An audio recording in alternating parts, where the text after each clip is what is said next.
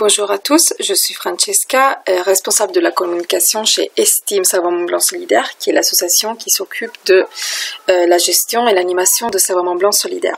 Aujourd'hui, je suis là pour vous expliquer comment faire pour créer votre présence dans la Savon Mont Blanc Solidaire, c'est-à-dire vous inscrire en tant qu'utilisateur et contributeur de la plateforme.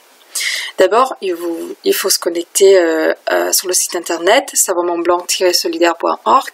Une fois qu'on est sur le site, si c'est la première fois que vous rentrez dans la plateforme, il faut s'inscrire. Donc vous voyez là sur la droite, s'inscrire ou se connecter. Si je clique sur s'inscrire, vous allez voir toutes les informations qu'il faut ajouter pour créer un nouveau compte. Du coup, le nom d'utilisateur, l'adresse mail, le nom, le code postal. Et il faut bien cocher après ce je ne suis pas un robot. Dans mon cas, moi, je suis déjà présente sur la plateforme. Du coup, je vais me connecter. Se connecter, je clique sur se connecter. Je rentre mon nom d'utilisateur, mon mot de passe. Voilà, et je vais me connecter. Une fois que je suis connectée, la première chose que je vais voir, c'est mon profil. Du coup, dans ce cas-là, moi, j'ai bien ma photo. Si je veux changer les informations de mon profil, je clique sur éditer. Là, j'ai toutes les informations concernant mon profil.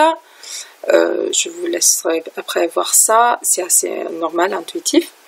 Et dans mon cas, moi, je suis bénévole chez Estime. Du coup, j'ai associé mon profil à une fiche structure. J'ai sélectionné parmi les fiches structures déjà présentes sur la plateforme Estime Savon Mont Blanc. Je sauvegarde. Et voilà. Je vais bien sauvegarder les informations. Si je veux voir mon profil, du coup, je passe de éditer à voir. Une fois que je fais ça, du coup, là, je peux bien voir que mon profil, il est associé à Estime Savon Mont Blanc Solidaire. Et j'ai toutes les informations liées à la fiche structure Savon Mont Blanc Solidaire.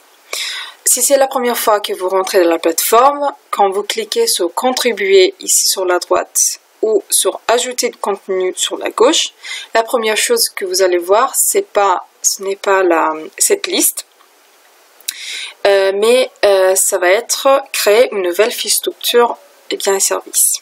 C'est ça que vous allez voir. Je vais voir ça ensemble avec vous. La première chose qu'il faut ajouter, c'est bien le nom de la structure, forcément. Une fois que vous avez fait ça, vous pouvez choisir votre logo. Par exemple, moi, je choisis parmi mes photos de l'ordinateur. J'ai sélectionné une image.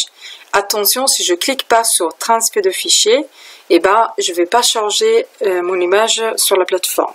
Du coup, je l'ai bien insérée là, mais je ne peux pas la charger. Du coup, pour faire ça, je clique sur transfert de fichier.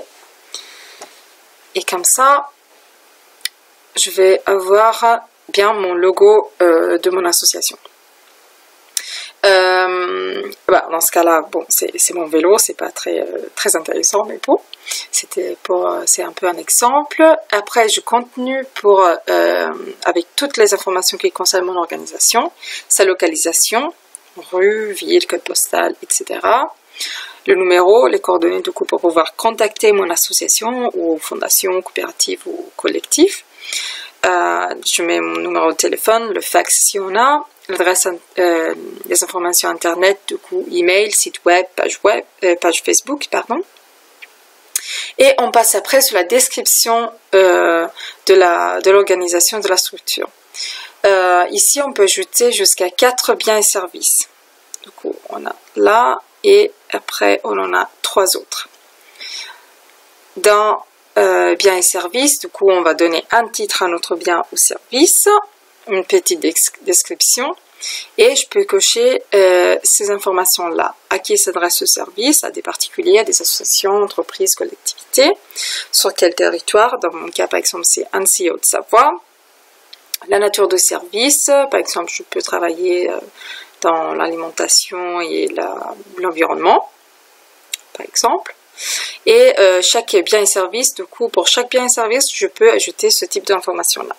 C'est très important d'ajouter ça parce que de cette manière-là, vous donnez beaucoup de visibilité à votre organisation, à vos actions. Et ça va être aussi plus simple pour les visiteurs de comprendre ce que vous faites et comment ils peuvent vous joindre. Il est obligatoire de donner une présentation libre. Vous voyez ici la petite étoile rouge.